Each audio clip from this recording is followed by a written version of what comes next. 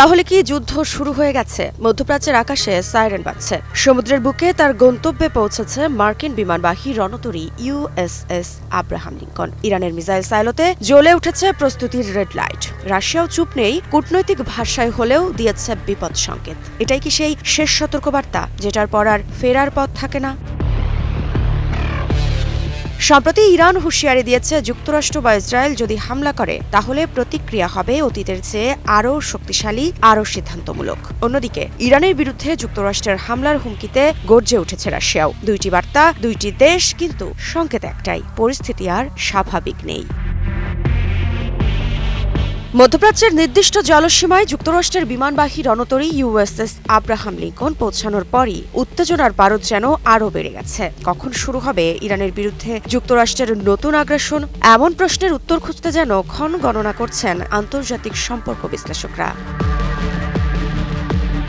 কিন্তু এখানেই একটা গুরুত্বপূর্ণ বিষয়, এখনো যুদ্ধ শুরু হয়নি, কোনো বড় সামরিক সংঘর্ষও হয়নি। তবে রণতরী প্রস্তুত, মিসাইল প্রস্তুত, এগুলোর সরাসরি তথ্য এসেছে বিভিন্ন আন্তর্জাতিক সংবাদ মাধ্যমের বরাতে। ইরান জানে সরাসরি যুদ্ধ মানে বিশাল ধ্বংস। যুক্তরাষ্ট্র জানে ইরানে হামলা মানে পুরো অঞ্চল জ্বলে উঠতে পারে। রাশিয়াও জানে এই যুদ্ধ লাগলে তার কৌশলগত স্বার্থ ক্ষতিগ্রস্ত হবে। মানে সবাই হুঁশিয়ারি দিচ্ছে, কিন্তু কেউ প্রথম গুলি ছুটতে চাইছে না।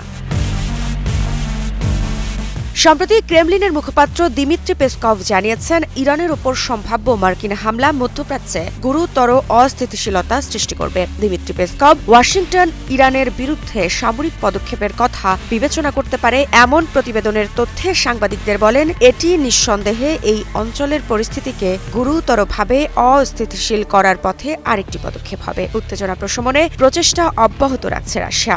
এই পরিস্থিতিতে আমরা সংশ্লিষ্ট সব পক্ষের কাছ থেকে সংযম প্রত্যাশা করি এবং দেখতে চাই তারা যে বিষয়গুলোকে প্রাসঙ্গিক মনে করে সেগুলোর মাধ্যমে একান্তভাবে শান্তিপূর্ণ আলোচনায় মনোযোগ দিক।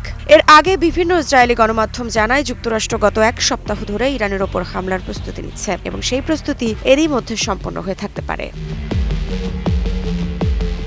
হিরন আরও মিনারেল ওয়াটার মাত্র 50 পয়সায় প্রতি লিটার।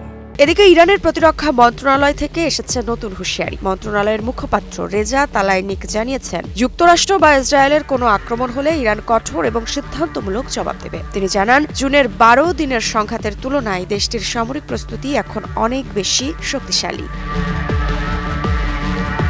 এ অবস্থায় বিশ্ব রাজনীতির দাবার ছকে এখন প্রতিটি চালই হতে পারে শেষ চাল। একদিকে সামরিক প্রস্তুতি, অন্যদিকে কূটনৈতিক সতর্কবার্তা, দুইয়ের ফাঁকে ঝুলে আছে গোটা মধ্যপ্রাচ্যের ভবিষ্যৎ। ইরান, যুক্তরাষ্ট্র, রাশিয়া প্রতিটি শক্তি জানে, একবার আগুন জ্বলে উঠলে তার সীমারেখা মানবে না। প্রশ্নটা এখন শুধু সময়ের, কে প্রথম ট্রিগারে আঙুল রাখবে।